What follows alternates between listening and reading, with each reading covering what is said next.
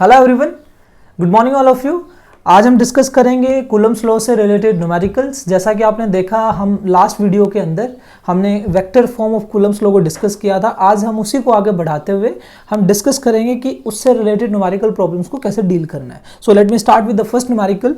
The first numerical is given before you that the 3 micro coulomb charge is placed in the Cartesian coordinates at 5, 5, 4 and 6 microcoulomb. That means अगर आपको याद हो तो मैंने आपके सामने जो डायग्राम ड्रॉ किया था वो मैंने कुछ इस तरीके से ड्रॉ किया था कि एक पार्टिकल यानी कि Q1 और एक Q2 यहाँ है और मैंने कहा था X1, Y1, Z1। मैं एक रिकैप दे रहा हूँ।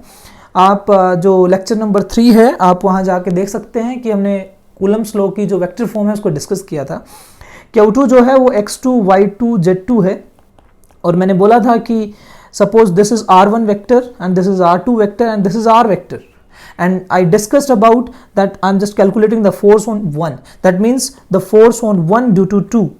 Okay, so at that time when you are calculating the vector form of the Coulomb's law, you know that the magnitude of the force is k q1 q2 by r square. But now here this r vector can be calculated with the help of triangles law. Okay, so triangle law is, आप यहां पे जो are vector निकालेंगे, अगर आप निकाल रहे हैं the basic formula and the general formula is R F vector minus R I vector and this is the vector where you are calculating the force and the R F vector is for that position and for that charge from which you are exerting the force. So here the Q2 is exerting force on Q1 and that's why I will calculating this x2 I cap plus y2 j cap plus z2 k cap minus x1 I cap y1 j cap plus z1 k cap. Fine. So this was the topic I discussed in the earlier videos. Let me erase it and just let me switch to the numerical problem we are discussing. So here the 3 microcoulomb charge is given with this position, 6 microcoulomb is with 3, 3, 2. The first step you have to do is, मैं एक एलोबरेटली आपको बता रहा हूँ लेकिन आपको exam में this is a crash course, इतना टाइम लगेगा नहीं, आपको डायरेक्ट माइनस करना है।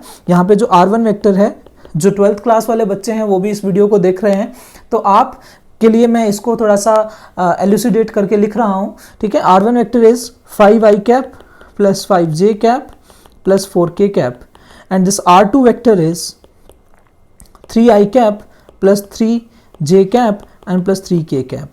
Now you are supposed to calculate force on 3 microcoulomb charge. That means first of all you have to calculate R vector and that R vector will be R2 minus R1 vector because you are calculating over 1. So that means you have to take this R1 as the minus. So that will be 3 minus 5 is minus 5 minus 2 j cap minus 2 I cap minus 2 j cap and minus 2 k cap. Okay, fine. So R vector is minus 2 I cap minus 2 j cap minus 2 k cap, or you can write it simply by taking 2 as a common. So 2 minus 2 is common, minus 2 I cap plus j cap plus k cap. Okay, now you are supposed to calculate f, that means k does mean 9 into 10 raised to power 9. Q1 Q2, what is Q? 1 is 3 microcoulomb, that is 3 10 raised to power minus 6, 3 into 10 raised to power minus 6, 6 into 10 raised to power minus 6 divided by r square. It means r square लिखने से पहले आपको r निकालना पड़ेगा, यानी कि इसका magnitude आप ऐसे भी दिखाते हैं या सिंपल r से भी दिखाते हैं। सो जब आप इसको सॉल्व करेंगे that will be -2 plus -2 whole square plus -2 whole square and that is 2 square 4, 4 8 12. So this will become 12 and you can write it as 2 root 3. Fine. So this is a magnitude. It means you have to have the square of 2 root 3 square and with यहाँ पे r vector होता है, मैं आपको vector form भी दिखा देता हूँ, that is k q1 q2। अगर आप 1 पे निकाल रहे हैं तो आप यहाँ r वेक्टर लिखेंगे and that this is r vector magnitude and this is r vector. So this is the Coulomb's law and in the vector form. Okay so मैंने वही पुट किया और आप यहाँ ब्रैकेट में अपना जो आपने आर वेक्टर को निकाला है वो आर वेक्टर क्या निकाला है अभी आपने -2i cap -2j cap -2k cap. Okay, so you are calculating like this, and when you calculate it, that f becomes -4.5 √3. I'm just giving you the direct answer. You can calculate it. I have given you the approach how to solve this, right? So जो mistake होती है बच्चों से वो यहाँ होती है are vector को निकालने में. मैंने आपको बताया आर वेक्टर आपको आर एफ माइनस आर आई निकालना है और आर आई वो वेक्टर है जिसके ऊपर आप फोर्स निकाल रहे हैं. ओके सो जिसके ऊपर फोर्स निकाल रहे हैं दूसरे वाले में से उसको माइनस करना है. That's you will be getting the R vector in a simple notation. Okay fine. So -4.5 √3 into 10 raised to power -3, and that is I cap plus j cap plus k cap. This is the vector form. That means Newton. Okay, so this is your answer. Okay, fine.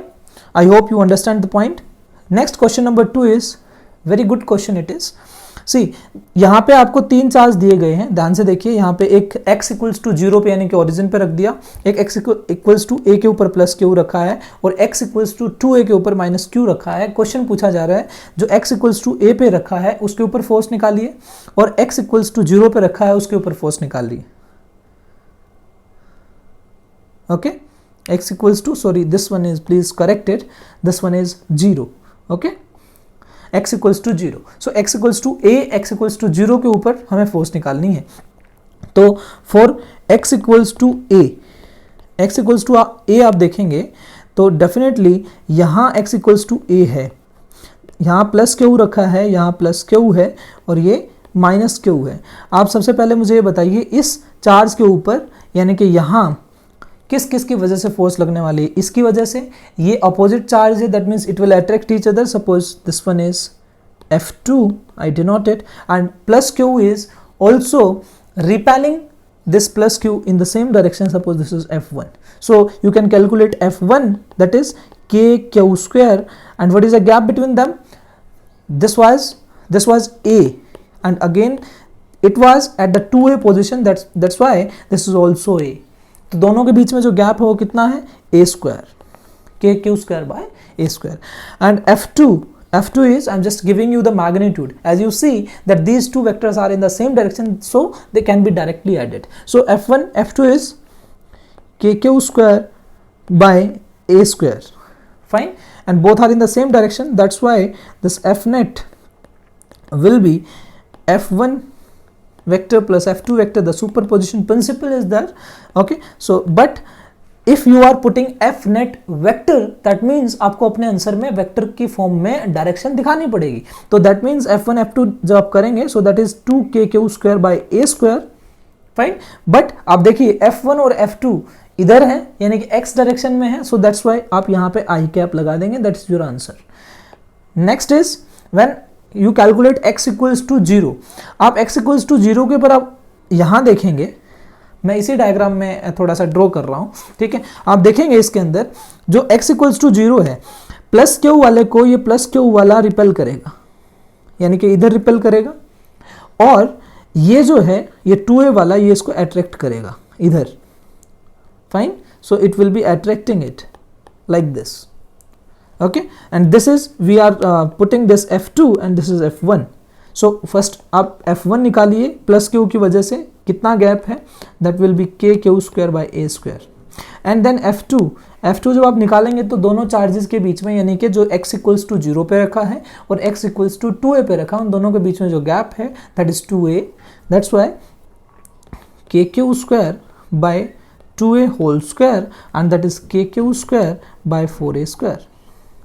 Fine, so this is your you are calculating it, but you see which one is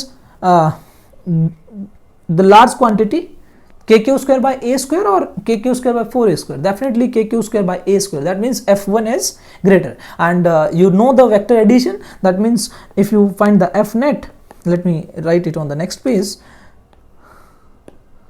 This is F net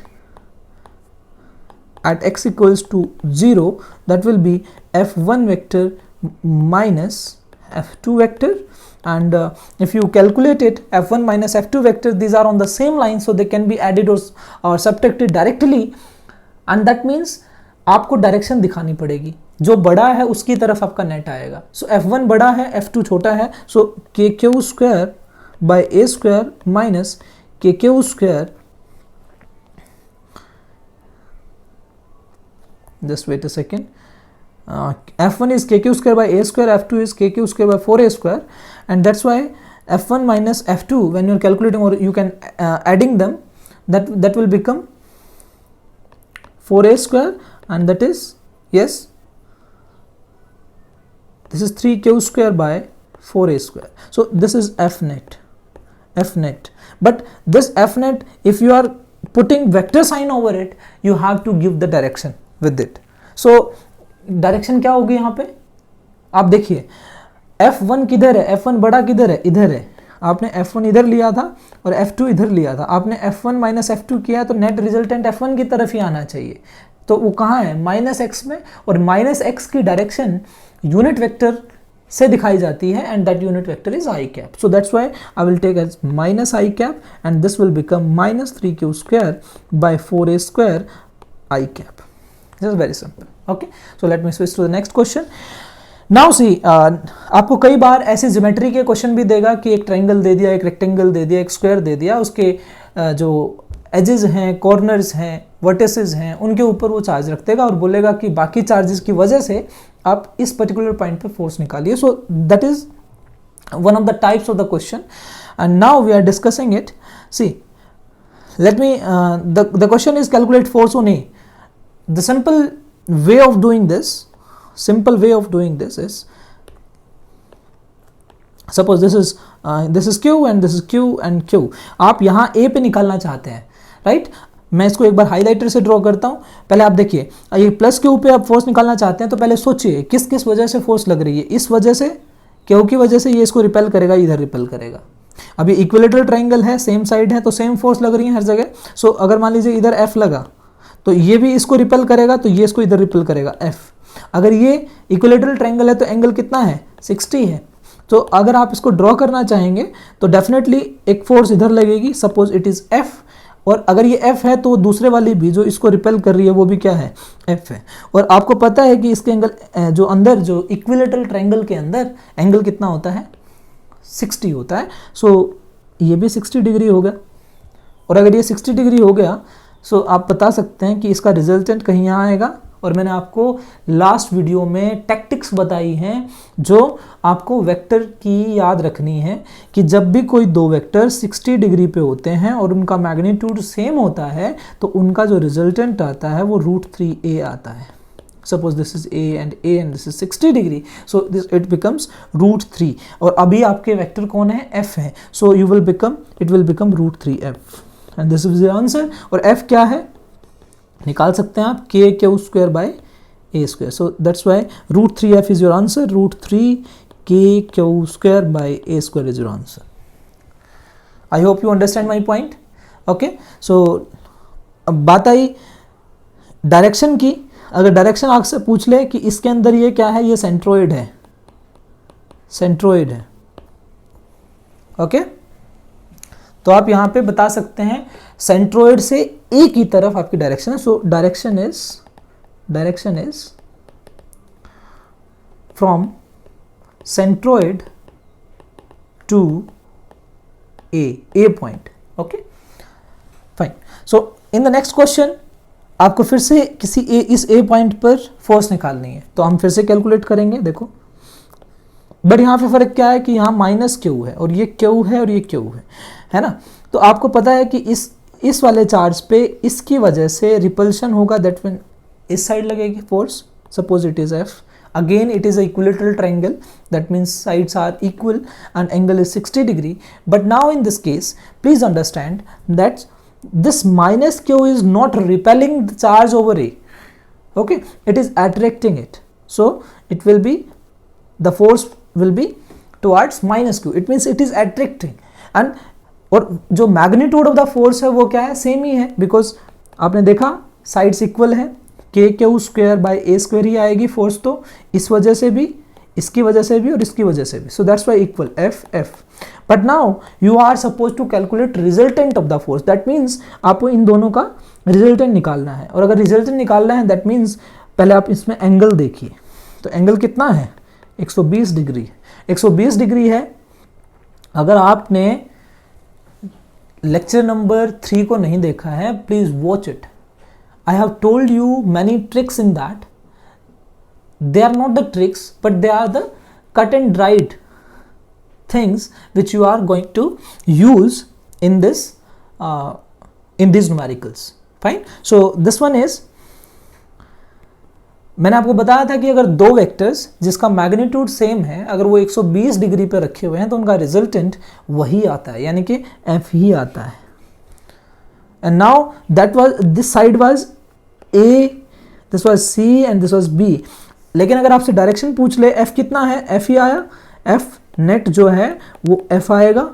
okay, and that means कौन सा formula लगा रहा हूँ मैं, a square plus B square plus 2ab cos theta. मुझे ये बार बार नहीं लगाना है, आपके पास इतना समय नहीं है. आपको स्टैंडर्ड रिजल्ट्स को डायरेक्ट याद कर सकते हैं. When two vectors of same magnitude are inclined at 120 degree, then the resultant will be equal to the magnitude of the vector. So f net is f, but if you talk about the direction over it, when you put the vector sign over it, it means you are concerned with direction. That means how you will represent the direction. This will parallel to BC, parallel to BC. Okay, आप ऐसे लिख सकते हैं direction दिखाने के लिए. Fine. In the next question number 5 is there. Now this is equilateral triangle. Okay, but this equilateral triangle is right angle triangle, and in this right angle triangle, suppose this is 90 degree, not suppose, this is 90 degree there, and suppose the side is A, and the A side there. Fine. Now this one is, आपको A पे force निकालनी है, यानी कि यहाँ निकालनी है force. तो मैं कैसे बनाऊं? इसकी वजह से रिपल्शन होगी, यानी कि यहाँ रिपल्शन होगी. फाइन. सो यहाँ रिपल्शन होगी तो फोर्स इधर लगी, ये इसको अट्रैक्ट करेगा तो फोर्स इधर लगेगी, लेकिन सेम मैग्नीट्यूड के साथ लगेगी. So that is F. Fine. Now you see these two vectors are at 90 degree and they are having the same magnitude. तो रिजल्टेंट कितना आएगा इनके बीच में? डेफिनेटली √2f आएगा. अगर आपको क्लास 11th का वेक्टर्स आता है तो आप फटाफट आंसर बता रहे हैं. So that means √2f. And what is f here? This is again kq square by a square. Okay, so √2 kq square by a square is your answer. Fine. So they are very simple. Next is, now let me mark it the 2 star 3 star question. Why? Because one step you are going ahead in this question, because the point is at the center, and the charge is at the center. Charge is kept at the center. और आपको पूछा गया है कि आप B के ऊपर force निकालिए. तो जब आप B के ऊपर फोर्स निकाल रहे हैं, मैं एक बार इसको सिंपल जो डायग्राम बनना चाहिए मैं ये बना देता हूँ, फिर आप बताइएगा. जो चार्ज यहाँ है, आपके ये जो मैंने पॉइंट्स बनाए हैं, these are the charges which are there. Okay, आपको निकालना इसके ऊपर है. तो आपने देखा कि इस वाले की वजह से तो फोर्स इधर लगेगी, और इस वाले की वजह से फोर्स किधर लगेगी? इधर लगेगी. सपोज हमने दोनों को क्या मान लिया? F, because they are equal. And we have the F is, आप निकाल सकते हैं, that is kq square by a square. This is F. Okay, so F equals to kq square by a square. Now you see the resultant will be in this direction, and you know that when the two vectors of same magnitude are inclined at 90 degree, that means the resultant is √2f. Okay, so √2f is there. Now अभी ये जो charge है और ये जो charge है, इसकी वजह से तो हमने फोर्स निकाली ही नहीं. और आपको पता है, सपोज इसकी वजह से मान लीजिए आप बोल सकते हो कि F डैश लग रही है और इसकी जगह इसकी वजह से F डबल डैश लग रही है. तो यानी कि इधर F डैश भी लग रही है और इधर F डबल डैश भी लग रही है, क्योंकि दोनों इसको रिपेल करेंगे. तो यानी कि ये लाइन है हमारी. और आपको मैंने लेक्चर नंबर 3 के अंदर बहुत अच्छे से बताया हुआ है कि अगर जब आप स्क्वायर को कंसिडर करते हैं तो आपको पता होना चाहिए उसका डायगोनल कितना होता है। क्यों? क्योंकि कूलम्स लॉ के अंदर के Q square by A square, A is the distance between the two charges and the two charges in your problem or in the question can be diagonally opposite, and in that case you have to calculate the diagonal of the square or the rectangle or the concerned figure. So that's why this is a root 2. If the sides are a, then diagonal is a root 2, and if diagonal is a root 2, then this one, the half of the diagonal will be a by root 2. okay, a by root 2. अगर मान लीजिए मैं ये जो q यहाँ है जो f dash लग रही है, जो मैं f डैश निकालना चाहता हूं, आप देखिए f डैश अगर निकालेंगे तो क्या निकालेंगे, k Q square divided by distance कितना होगा, a by root 2. So a by root 2 whole square, that means that is 2 k Q square by a square. Fine, a square 2 k Q square by a square. So this f dash is, you say this kq square by a square is 2 times of f. Fine. And when you are calculating f double dash is kq square by a root 2 whole square, and that means kq square divided by 2a square, and this one is again f, so this is f by 2. तो हमने क्या देखा कि यहाँ से जो force लगेगी इसके ऊपर और एक यहाँ से जो फोर्स लगेगी, ये अगर मान लीजिए ये F हैं, ये दोनों F लग रहे हैं, ओके, और इनका रिजल्टेंट इधर आया, तो जो ये रिजल्टेंट आने के बाद जो हमने इनकी फोर्स लगाई, यानी कि ये वाली, ओके, ये वाली फोर्सेस, सो ये जो F डैश आ रही है ये आपकी 2 ऑफ F आ रही है, और ये F डबल डैश जो आ रही है वो F ऑफ F बाय 2 आ रही है. Very simple. Okay, so when you, let me erase it, okay, then f dash is, जो f resultant आएगा, जो f resultant आप निकालेंगे, that will be root 2f plus f dash plus f double dash. Fine. So that means root 2f f dash plus fr क्या आएगा, root 2f.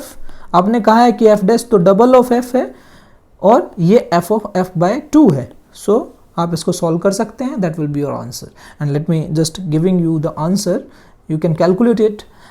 This please do it yourself. And 2 root 2 plus 5 divided by 2a square kq square. So this is your answer. You can calculate it easily. Okay. So in this type of question, you have to calculate this diagonal or the distance between the two charges, and you can suppose or assume those f dash and f double dash, all the three forces are in the same direction. If they are in the same direction, they can be added directly. Okay, it is very simple. Now let me switch to the next question. In the next question, this is similar to the last question. Force on A, and that force on A will be minus q. अभी आप ये जो ले रहे हैं, suppose this is A point, this one is A, and this is given as whatever it is, a b c d. fine, this is a. so आप यहाँ निकाल रहे हैं, आप यहाँ निकालेंगे, इसकी वजह से देखो कहाँ लगेगा, रिपेल करेगा तो इधर आएगा, इसकी वजह से अट्रैक्ट करेगा तो इधर आएगा. आपको पता है ये भी f है, ये भी f है, और f की वैल्यू कितनी है, K Q square by A square, है ना, क्योंकि a डिस्टेंस की दूरी है यहाँ पे. जब आप इसको निकालेंगे, इसका जो रिजल्टेंट आएगा, that resultant will be f root 2.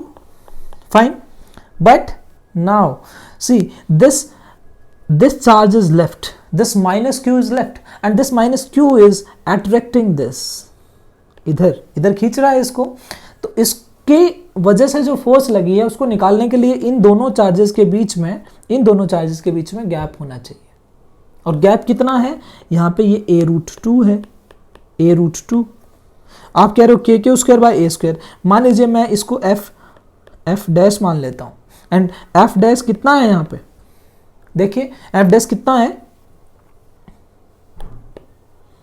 f dash कितना आएगा, K Q square by A root 2 whole square, that is K Q square by 2a square, and this K Q square by a square is force f, this is f by 2. Fine, is it okay? और हमने पीछे भी निकाला that is f/2 और वो कितना होता है, डबल ऑफ f होता है, फाइन। सो आप इसको क्या करेंगे, अब जो ये है, ये जो आपका रिजल्टेंट आया है, ये रिजल्टेंट आपको पता है कि इसके अंदर ये एंगल 45 डिग्री है, ये 90 था तो ये भी 45 डिग्री है। It means this one and this one, that means f√2 and this f dash which is f/2 are inclined at 90 degree, okay. और जब दो अलग अलग फोर्सेस 90 डिग्री पे होती हैं तो आप क्या करते हैं, मैंने क्या कहा था, जो नेट आता है f नेट आएगा, वो क्या आएगा, f√2 का whole square and plus f dash का स्क्वायर दैट इज f/2 का square. So you can calculate it, it will be coming out 3f/2 and 3f/2 f की वैल्यू आपके पास kq²/a² है, फाइन। ये मैंने क्या किया है, आपको पता है रिजल्टेंट जो होता है a vector plus b vector जो होता है क्या होता है, that is a² plus b² plus 2ab cos theta, okay.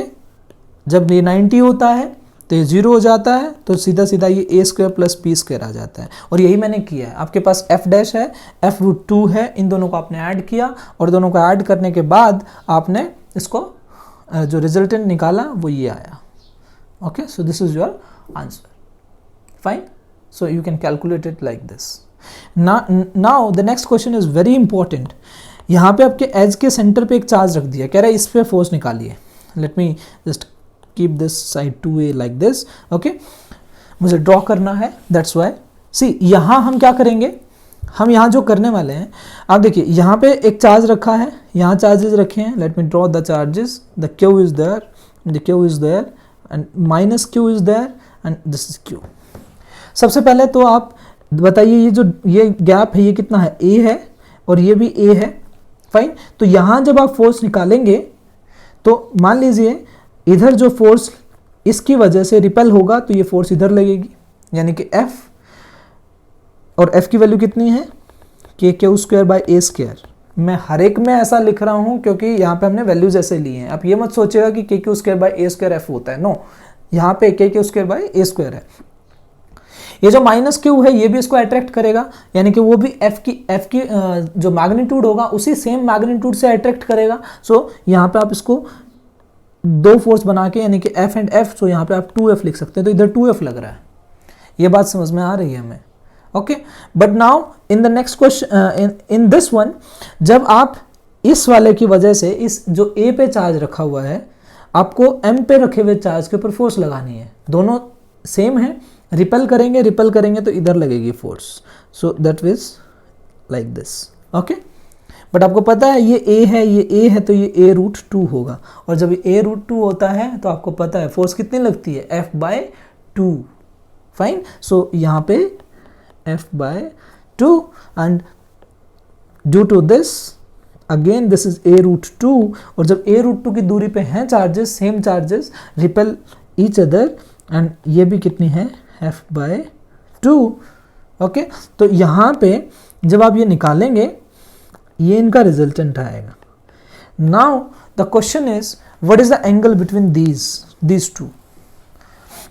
See, this is 45 degree, this is 90 degree, again this is 45 degree, and if this is 45 degree, 45 plus 45, this is 90 degree. So ये जो आपने बनाया है ये वाला, ये f/2, these are at 90 degree, and you know that when the resultant, जब दोनों वेक्टर सेम मैग्नीट्यूड के 90 डिग्री पे होते हैं तो a√2, a की वैल्यू कितनी है, f/2, that's why f/2 into √2 and that will be f/√2। इनका रिजल्टेंट आ गया, लेकिन इधर आपकी 2f भी तो लग रही है, तो आपके पास अब जो आया वो एक इधर f/√2 आ गया और इधर आपका 2f है। अब हमें इनका रिजल्टेंट निकालना है, और इनका रिजल्टेंट निकालने के लिए आपको पता है दो फोर्सेस अलग अलग हैं पर 90 डिग्री पे हैं, तो रिजल्टेंट जो आएगा वो a vector plus b vector का मैग्नीट्यूड कितना आता है, a² plus b²,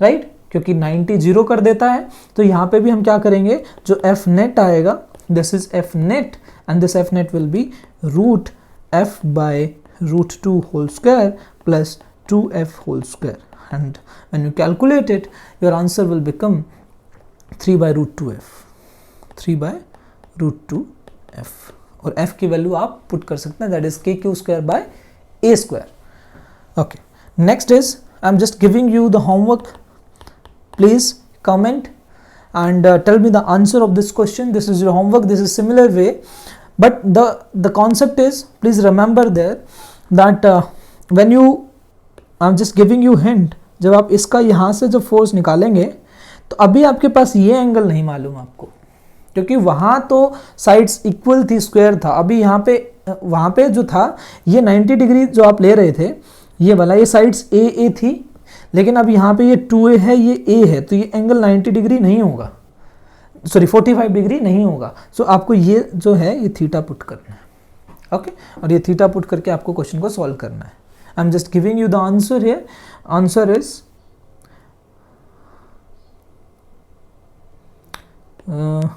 root 516 by 125 kq square by a square. So this is your answer. So please do it yourself, and this is a practice and the homework for you.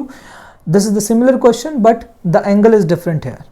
तो same आपको वही लगाना है, इस तरीके से ही diagram बनेंगे, आपको रिजल्टेंट निकालना है। ये रिजल्टेंट, ये तो 2f ही आएगा, लेकिन जो प्रॉब्लम है वो यहाँ इस रिजल्टेंट में है, वो आपको सॉल्व करनी है। Okay fine, the next two questions are very important. These are the last two questions of this discussion. Please focus on these questions and learn the concept what it is.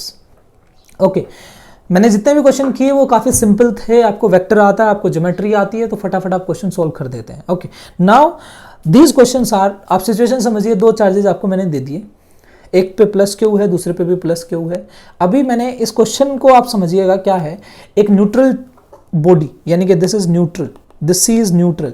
मैंने क्या किया, मैंने एक neutral body को लिया और neutral body को लेके एक बार मैंने इसको ए के पास रख दिया, यानी कि ए के साथ कंडक्शन करवा दिया, उसके कांटेक्ट में मैंने रखा, फिर मैंने इसको हटा दिया, अब ए को अकेले से रखा, और जो ये सी बॉडी जो है, जो पहले न्यूट्रल थी, अब जो चार्ज हो चुकी है, जितना भी चार्ज आएगा उस चार्ज के साथ आपने इसको बी के साथ रख दिया। फिर बी के साथ रखने के बाद फिर से रीडिस्ट्रीब्यूशन होगा चार्ज का, और बी से कांटेक्ट में लाने के बाद फिर से हटाया, और अब ए और बी पे जितना जितना चार्ज रह गया और सी पे जितना आया, उसके साथ आप ए और बी के बीच में सी को रख देंगे और पूछेंगे कि सी के ऊपर फोर्स बताइए। So this is the situation. I am again repeating my self, ये जो सी है ये न्यूट्रल बॉडी है, ए के कॉन्टेक्ट में आई, Q इक्वल्स टू 0। मैंने लेक्चर नंबर 2 के अंदर आपको चार्ज रीडिस्ट्रीब्यूशन का कॉन्सेप्ट बताया था कि अगर मैं ये Q0 है, ये Q है, तो इन पर कितना रीडिस्ट्रीब्यूशन होगा, 0 plus Q by 2, that is Q by 2। So A पे भी Q बाय 2 आ गया और सी पे भी Q बाय 2 आया, तो सी को हमने हटाया ए से विद Q बाय 2, मतलब सी जब ए के कॉन्टेक्ट में आया तो उसके पास चार्ज Q बाय 2 आ गया। जब ये Q बाय 2 आया तो हमने इसको बी के कॉन्टेक्ट में रखा, बी Q था। तो अभी देखो, अब इन दोनों चार्जेस का रीडिस्ट्रीब्यूशन होना है, तो कैसे होगा, Q plus Q by 2 by 2, okay, that will be 3Q by 4। So इस पे भी 3Q बाय 4 आ जाएगा और इस पे भी 3Q बाय 4 आ जाएगा। You can write it as 3Q by 4 and 3Q by 4। Now you are suppose to calculate force on C. अब फोर्स ऑन सी निकालना है। आप बताइए, ये सेम चार्जेस हैं, तीनों पॉजिटिव हैं, तो एक दूसरे को रिपेल करेंगे। मुझे सी पे निकालना है, तो मैं एक फोर्स इधर बना दूं, यानी कि this is F B, B की वजह से लगने वाली, और ये क्या है, F on C due to A. So आप एफ ए और एफ सी निकाल सकते हैं। तो एफ ए कितना आएगा यहाँ से, आपने पता है के, आपने क्या किया है, के Q1 Q2, दो चार्जेस कौन है, Q बाय 2 और 3Q by 4। So Q by 2 and 3Q by 4 divided by, what is the distance between them, they are placed, A and B were placed at R, so now this is at the midpoint, so this is R by 2, so R square by 4, okay. And in the similar way FB can be calculated, and FB can be calculated like K 3Q by 4 का whole square हो जाएगा, क्योंकि same है, so that's why this is R square by 4.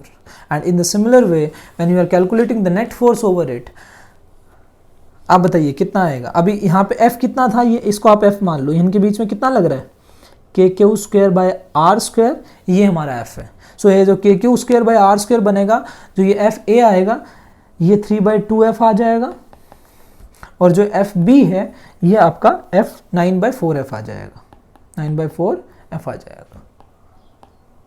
जब दोनों r के gap पे रखे थे तो फोर्स कितना लग रहा था, K Q square by r square, उसको हमने f मान लिया, और यहाँ पे जो ये क्यू स्क्वायर दस क्यू स्क्वायर और ये k है, K Q square by r square, ये जो बनेगा इसको मैं f पुट कर दूंगा, जो बाकी है 9/2 into 3/4 into 4, so this will be cancel out each other, so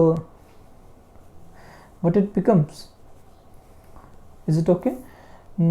This is q by 2, this is q by 2, okay, so this is 3/2f, fine, okay, so now 3/2f 9/4f, which one is greater, then you will the minus, and this q by 4f minus 3/2f, you can calculate it, it is 3/4f. This is your answer. Is it simple? Okay, so it is very simple.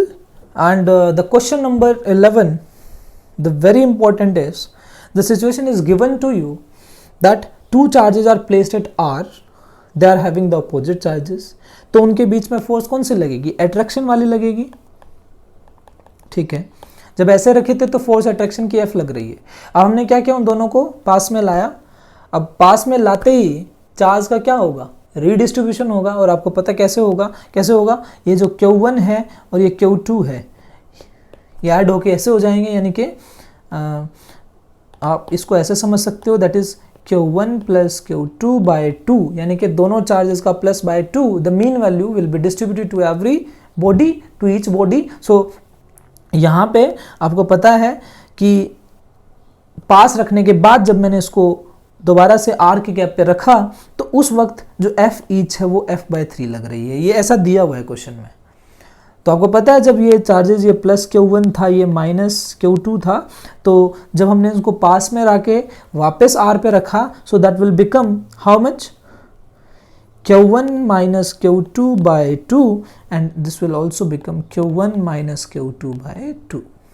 तो आपके पास जो situation बन रही है वो situation क्या बन रही है, पहले Q1 था, Q2 था माइनस का, ये R के गैप पे रखे थे, F ईच जो है कितनी है, F है। जब हमने इनको पास में लाके दोबारा रखा तो इन पे charge Q1 minus Q2 by 2 है, इस पे भी Q1 minus Q2 by 2 है, और इनको हमने दोबारा से R गैप पे रखा, और उस वक्त जो F ईच लग रही है, दोनों एक दूसरे पे जो फोर्स लगा रहे हैं, that is F/3। Okay, so that is F/3 now. The question is find the ratio of Q1 and Q2. You are to calculate this one. Okay, so what we should do now, हम जो given है उसका जो data है हम use करेंगे। देखो इसका जो F दिया हुआ है, अगर हम इसको लिखना चाहें, ये क्या दिया हुआ है, ये K Q1 Q2 by r square दिया हुआ है, और अगर हम ये F/3 वाली बात करें तो ये F जो F दे रखा है, यानी कि F/3 दिया हुआ है, ये कितना दिया हुआ है, K Q1 minus Q2 by 2 whole square divided by r square, ये दिया हुआ है। तो हम इन दोनों का यूज़ करेंगे। सी हमने क्या लिखा है, F K Q1 Q2 by r square, और एक F/3 दिया हुआ है, that is Q1 minus Q2 by 2, that is 4, right, 2 square, and that will become 4, and this is r square. If I do this and calculate this, what it becomes? Please tell me what it becomes. आप इस F को भर दें यहाँ पे, K Q1 Q2 divided by R square into 3, that is K Q1 minus Q2 whole square divided by 4R square. Okay, so this is R square, sorry, this is R square. So R square will cancel out each other, and this K will cancel out each other. That means 4 Q1 Q2 is Q1 minus Q2 whole square, and this will become 3. Okay, done. So you see the quadratic equation is going to, you are having the quadratic equation, and the quadratic equation is, you can solve it, that is 3q1 square plus q2 square minus 2q1 q2 like this, and 4q1 q2. Okay, and 3q1 square plus 3q2 square, this will become minus 6, and this will become 4q1 q2 will go that side and becomes minus 10q1 q2, q1 q2, and this is equal to 0. So this is the equation.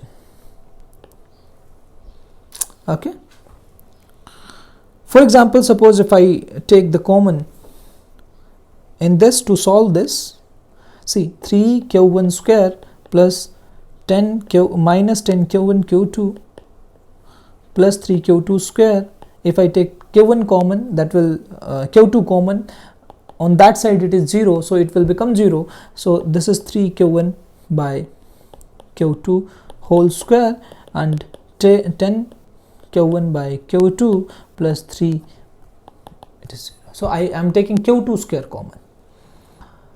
So let q1 by q2 equals to x. So that's why 3x square plus 10x plus 3, and this is, I think, minus, it is minus, so please correct it, this is minus.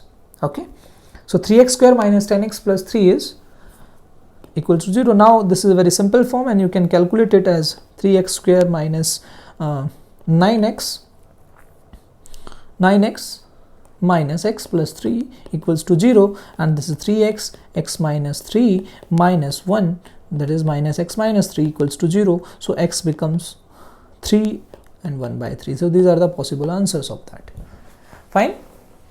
So I hope मैंने आपको जो numerical problem से करवाए हैं, these 11 questions are very important, and after doing that you will be able to calculate or compute or to solve any type of question regarding this Coulomb's law. So thank you very much. Please do practice, and do share and subscribe this video, and please watch the earlier videos also. Meet you next time. Thank you very much.